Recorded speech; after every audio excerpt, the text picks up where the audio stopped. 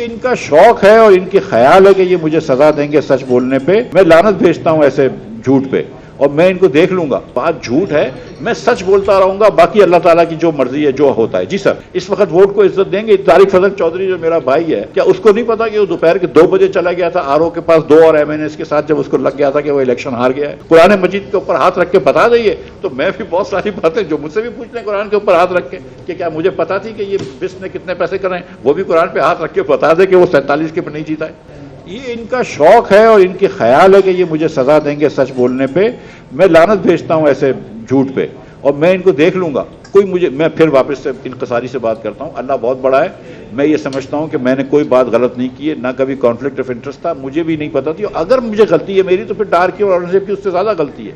लिहाजा ये बात झूठ है, मैं सच बोलता रहूंगा, बाकी अल्लाह ताला की जो मर्जी है जो होता है। जी सर, इतनी सी बात थी क्रिप्टो करेंसी की कि नदीम मलिक साहब के शो पे नदीम मलिक साहब और मैं ऐसे ही ब्रेक पे बात कर रहे थे। हमारे साथ आसिफ पीर साहब बैठे हुए थे जो कि कंप्यूटर वगैरह की कंपनी के सिस्टम्स के वो हैं, मैनेजिंग डायरेक्टर भी है, और ये मईशत के ऊपर प्रोग्राम था। तो हम ऐसे ही बात कर रहे थे तो वो क्रिप्टो की बात कर रहे थे। तो मैंने कहा यार बड़ा नुकसान हो जाता है क्रिप्टो में, और हमने ये बात करी जो एक पाकिस्तानी साहब का बहुत लंबा नुकसान हुआ।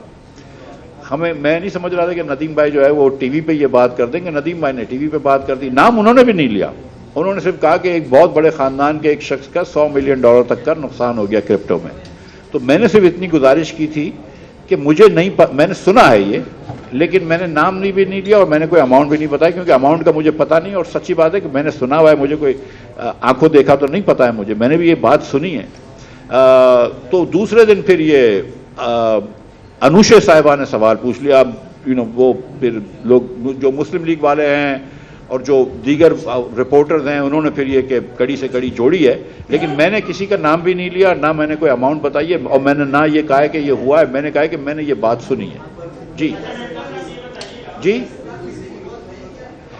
सियासतदान कोई भी इन्वॉल्व नहीं है। किसी सियासतदानों के रिश्तेदार या बेटे या ऐसे कुछ लोग इन्वॉल्व थे जो मैंने सुना है कि उनका बड़ा नुकसान हुआ। गया नुकसान करना कोई जुर्म नहीं है, लेकिन नुकसान हुआ है। लेकिन उस नुकसान की अगर आप तलाफी कहीं से हुकूमत पाकिस्तान से करवाएंगे तो वो फिर जाती है। जी भाई, देखो, बड़े मियाँ साहब की मैं बड़ी इज्जत करता हूँ, वो मेरे लीडर रहे हैं और मैं अभी भी उनको अपना बड़ा समझता हूँ। शहबाज शरीफ साहब के साथ मैंने नौकरी करी है, मैं उनके मातहत लेके कर रहा हूँ, उनकी भी मैं बड़ी इज्जत करता हूँ और उनको भी मैं बड़ा अच्छा इज्जत से बात करता हूँ, देखता हूँ। कभी मैंने आज तक कभी भी बदतमीजी से इनके बारे में बात नहीं करी है, लेकिन हमारी राहें बिल्कुल यकसर जुदा हो गई हैं।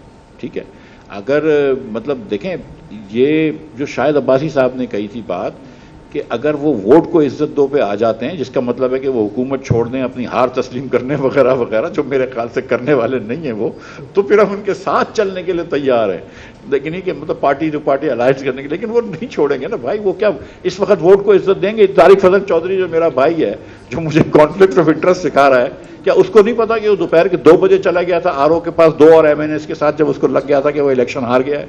क्या वो नहीं, इसने जाके डील नहीं करी थी आरओ से? कुरान मजीद के ऊपर हाथ रख के बता देंगे तो मैं भी बहुत सारी बातें जो मुझसे भी पूछते हैं कुरान के ऊपर हाथ रख के कि क्या मुझे पता थी कि ये बिस्म ने कितने पैसे कराए, वो भी कुरान पे हाथ रख के बता दे कि वो 47 के पे नहीं जीता है।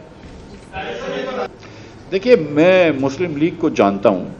आप देखिए कि बिस्म ने लिख के क्या दिया। बिस्म ने लिख के दिया कि ये प्रोग्राम जो है ये एडीबी और आईएमएफ के शराइत के मुताबिक हुआ। ये बिस्म ने लिख के दिया है, इन्होंने इसका जिक्र नहीं किया अपने वर्बल जवाब में। ठीक है, बिस्म ने लिख के दिया कि 2019 से प्रोग्राम शुरू हुआ है, ये इन्होंने जवाब नहीं दिया। बिस्म की बोर्ड मीटिंग है कि हमने ये 2 साल पायलट करना है, फिर अक्रॉस पाकिस्तान करना है, ये इन्होंने नहीं बताया। इन्होंने ये नहीं बताया कि इसके बाद मिफ्ता के साल में अगर 15 अरब रुपए बढ़े तो उसके बाद अगले साल में भी 15 अरब रुपए डालने बढ़ाएं, ये नहीं बताया। उसके बाद 8 अरब रुपए डालने बढ़ाएं, ये नहीं बताया। उसके बाद 13 अरब रुपए औरंगजेब ने बढ़ाएं, ये भी नहीं बताया। तो सिर्फ एक साल पे फोकस करना। अनुशे बीबी ने बिल्कुल डार साहब के बारे में कोई बात नहीं करी, तारिक फजल चौधरी ने कोई डार या औरंगजेब के बारे में बात नहीं करी, तो ये तो ऑब्वियसली बदगुमानी है। लेकिन द फैक्ट इज कि जितने ये नीचे मतलब मुस्लिम लीग की हायरार्की में तारिक फजल चौधरी तो बहुत ऊपर नहीं है ना, तो मेरा नहीं ख्याल है कि उनके पास ये कोई इतनी जुर्रत है कि वो कोई चीज़ कर दें किसी से बगैर पूछे। और अनुशे बीबी के सियासत को भी लोग जानते हैं, तो मैं वो समझता हूँ कि वो भी किसी से बगैर पूछे या किसी के बगैर कहे वो कोई काम नहीं करेंगी। सर मेरी बात सुने, आप भी इसका जवाब जानते हैं, मैं भी इसका जवाब जानता हूं, लेकिन ये एक मिनट, चांद नवाब साहब एक मिनट, इसका जवाब आप भी जानते हैं, इसका जवाब मैं भी जानता हूं। इसकी वो कहते हैं ना कि वो बात जिस नहीं, हाँ, वो क्या शेर है कि वो बात उनको बड़ी नागवार गुजरी है, जो बात जिसका जिक्र, जो बात सारे फसाने में जिसका जिक्र न था, वो बात उनको बड़ी नागवार गुजरी है। तो मैं बस इतना कह के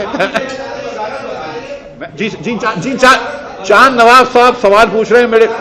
सर मेरी बात सुने, देखें, हम एक इस्लामी माशरा है, एक तहजीबदार माशरा है। कभी कभी हमारे सियासतदान एक दूसरे के ऊपर झूठे इल्ज़ाम भी लगाते हैं, कभी कभी सच्चे इल्ज़ाम भी लगाते हैं, कभी कभार गाली गलौज भी देते हैं। मैंने भी कभी गलती करी होगी, लेकिन मैं कोशिश करता हूं कि ना मैं गाली गलौज कभी करूं, ना कभी झूठे इल्ज़ाम लगाऊं, ना कभी सच्चे इल्ज़ाम भी जो है। कुछ चीज़ें जो है ना, वो अल्लाह ताला का भी ये हुक्म है कि ये कुछ चीज़ें दर पर्दा होनी चाहिए।